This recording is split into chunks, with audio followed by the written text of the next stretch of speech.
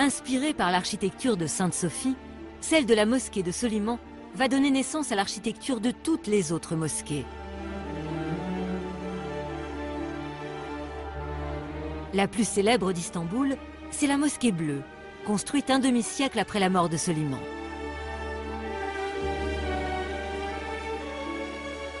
L'intérieur est décoré de 20 000 carreaux de céramique artisanale d'Iznik, dans plus de 50 modèles différents.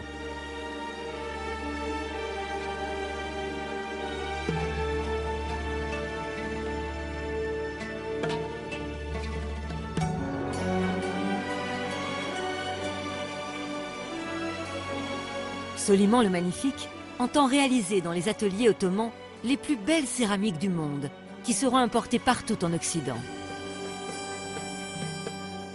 Le secret est bien gardé sur la manière d'obtenir ces couleurs éclatantes qui émerveillent les cours occidentales.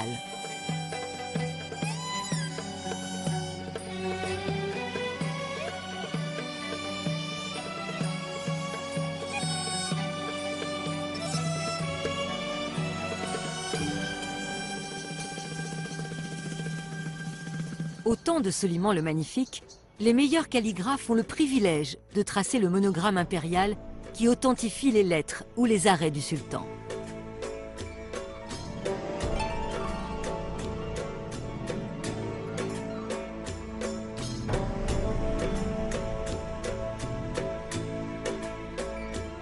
Aujourd'hui encore, à Istanbul, des artistes perpétuent cette grande tradition des calligraphes ottomans. Il aura fallu de nombreuses heures de travail à Seri Irtes pour reproduire la Tougra, la signature impériale de Soliman le Magnifique.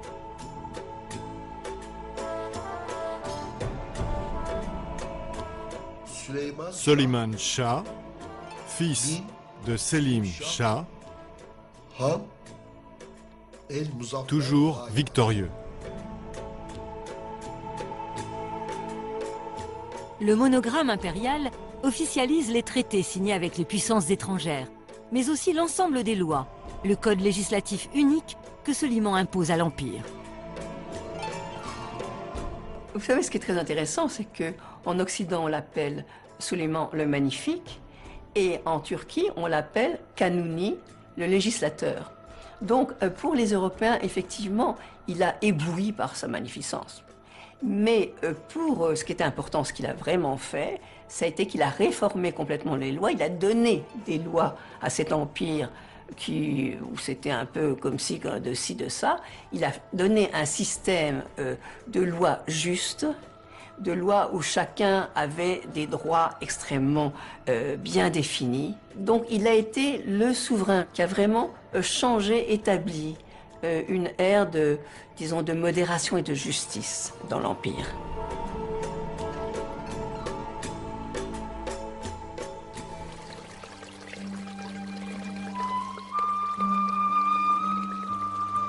Un bain turc éclairé à la lanterne.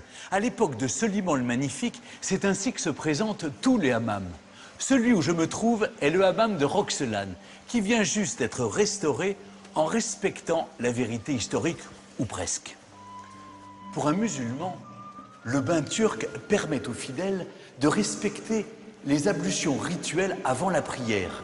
Mais c'est aussi, au temps de Soliman le Magnifique, un lieu de délassement, de rencontre et de distraction. Détail qui a son importance, les hammams sont gratuits. Sauf si, bien entendu, on veut se faire masser ou épiler, ce qui implique un petit supplément. On vient ici y retrouver ses amis, discuter des nouvelles de la journée en dégustant du café turc. Les femmes y passent de longues heures avec leurs esclaves et leurs enfants. Ce qui nous amène à une question toute naturelle. De quoi s'amuse-t-on? Comment mange-t-on? Comment s'habille-t-on au temps du Magnifique? Je vous propose maintenant d'assister à une journée ordinaire de Soliman le Magnifique.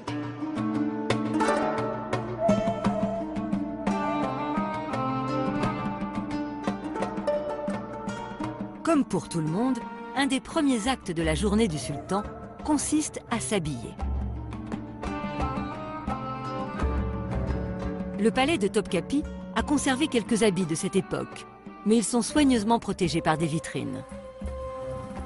Pour les voir tels qu'ils étaient à l'époque de Soliman le Magnifique, Nous sommes venus ici, dans cet atelier où sont reproduits pour les besoins d'un film historique des costumes inspirés par ceux conservés à Topkapi. Voici d'abord quelques tenues du sultan.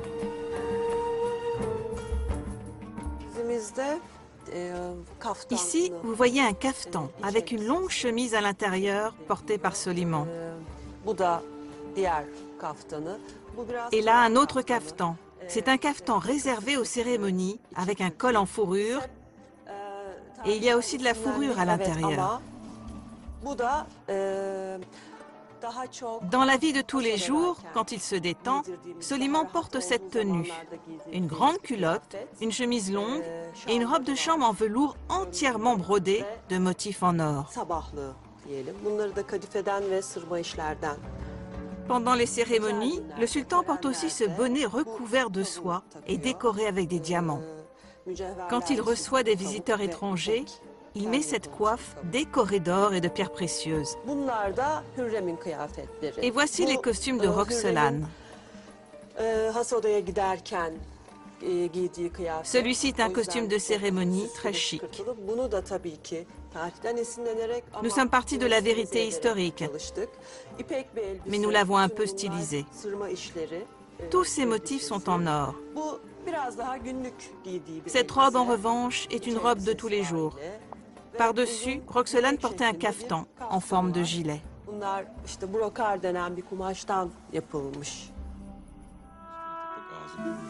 La journée de Soliman le Magnifique se poursuit par le déjeuner qu'il prend seul ou en compagnie de ses proches dans ses appartements privés de Topkapi. Chaque jour, affluent au palais des quantités astronomiques de nourriture. Quand on regarde les contes du palais de Topkapi qui ont été conservés, notamment pour l'époque de Soliman, on est absolument ahuri par les énormes quantités de provisions de toutes sortes qui viennent de partout, de toutes les régions de l'Empire et même au-delà, et cela pour nourrir cette ville dans la ville qu'était le palais de Topkapi. Expert renommé et passionné de gastronomie historique, Osman Serim a fait reconstituer pour nous un des plats favoris de Soliman le Magnifique. On se tenait à table, assis, comme moi je le suis en ce moment, et autour de ce très grand plateau qu'on appelait sini. On était assis sur des coussins, et on couvrait le genou avec une très grande serviette de table. Avant qu'on commence à manger, on amenait de l'eau parfumée, souvent avec l'eau de rose, avec laquelle on se lavait, et après, on se servait à table que d'une cuillère, ni couteau, ni fourchette. On se servait uniquement de sa main droite et jamais de la main gauche, parce que la main gauche, c'est une main qui était utilisée uniquement pour l'hygiène corporelle. Ce plat-là, que vous voyez devant moi, c'était un plat extrêmement populaire au XVIe siècle. C'est fait avec du safran, il y a du poulet, il y a des amandes et il y a du riz safrané. Avec ça, et tout au long du repas, on buvait ce boisson-ci. C'est une boisson faite de fruits et parfois des fleurs que nous, on appelle charbet, et vous avez l'habitude d'appeler sorbet en Europe. On n'a pas de témoignage sur Soliman à table. Ce qu'on sait, d'après certains rapports, c'est qu'il était frugal. Hein, et on a même dit qu'il était anorexique. Quant au café, le fameux café turc, il parvient à Istanbul au beau milieu du règne de Soliman. C'est sous Soliman le Magnifique, dans les années 1550, que sont ouverts les premiers cafés à Istanbul. Et ces premiers cafés vont avoir un succès fou. C'est dans ces maisons du café, précisément, que les Ottomans mettent au point un mode de préparation qui donne son goût inimitable au café turc. Le café turc est moulu très fin.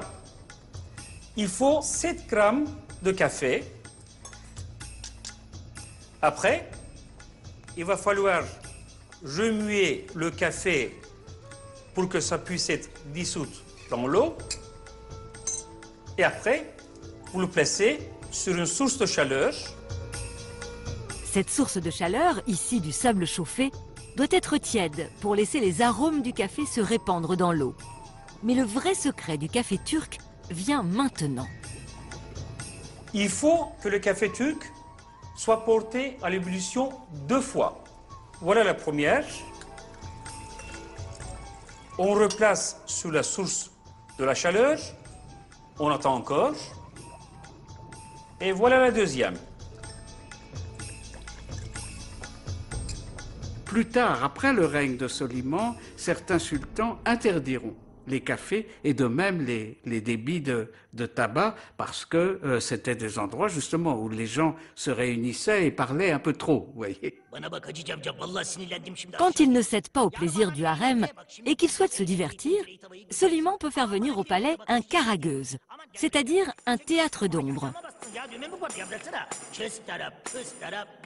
Ce sont des marionnettes qui sont fabriquées dans de la peau de chameau ou de bœuf et qui sont des personnages colorisés et qui représentent des scènes très amusantes, un peu comme notre Guignol, des scènes de la vie courante.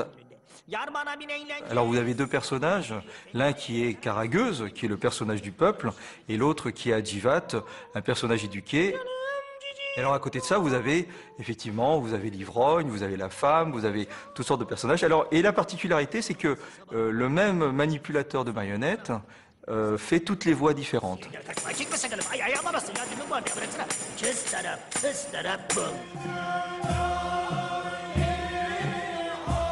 Enfin, il arrive parfois que Soliman invite dans son palais les membres d'une confrérie respectée, celle des derviches tourneurs. C'était un pieux musulman, mais c'était aussi un mystique et il a très vraisemblablement assisté à un séma, c'est-à-dire à une danse des derviches tourneurs, danse qui a une profonde signification mystique puisqu'il s'agit de réaliser l'union avec Dieu. Et ils tournent de plus en plus vite sur eux-mêmes. Bientôt, à force de tournoyer, les derviches finissent par atteindre un état de conscience très particulier. On est dans un état de joie spirituelle, on se sent léger, léger parce qu'on est dans un état d'extase dans lequel on est hors de soi-même. C'est un moment angélique de la cérémonie, si vous voulez. Enfin, les derviches déploient les bras, la main droite dirigée vers le ciel pour y recueillir la grâce d'Allah, la main gauche dirigée vers la terre pour l'y répandre.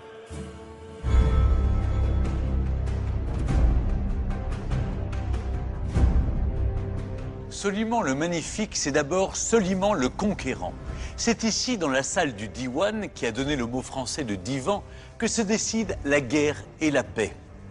Et quand l'armée part en campagne, le sultan se trouve souvent à sa tête. Incontestablement, les Ottomans doivent leur victoire à leur supériorité militaire.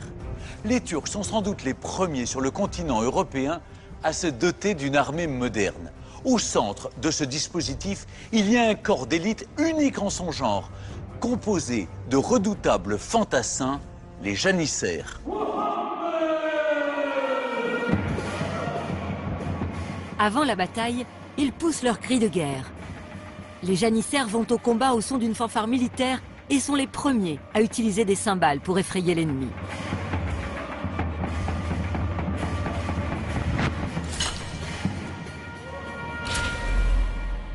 Les janissaires n'étaient ni turcs ni musulmans, c'étaient des chrétiens, des jeunes chrétiens islamisés et coupés en somme de leurs racines familiales.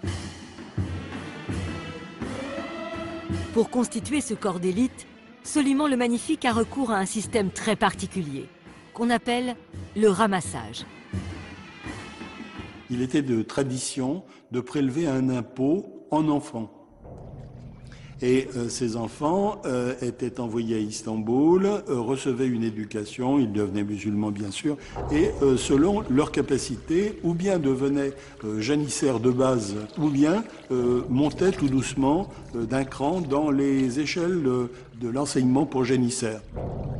Il s'agit d'en faire des esclaves totalement dévoués au sultan et n'ayant théoriquement, aucune attache personnelle, familiale, clanique, tribale, qui ne dépendent entièrement que du sultan.